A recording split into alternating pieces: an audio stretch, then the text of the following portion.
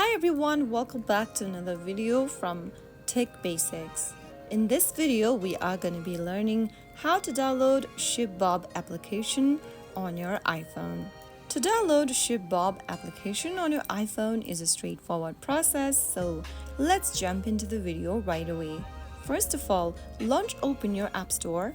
Now go to the search box at the top and type in ShipBob. Now search for the app and then look for this application from ShipBob Mobile LLC and tap on the Get button to start downloading ShipBob on your mobile device, which will take a couple of minutes, and you will be able to install ShipBob on your iPhone. So that is how it's easily done. If you found the video to be helpful, go ahead and give us a thumbs up. Don't forget to subscribe to the channel by hitting the subscribe button. Press on the notification bell icon so that you'll never miss another upcoming upload from us. I will be back again in the next episode. Thank you for watching.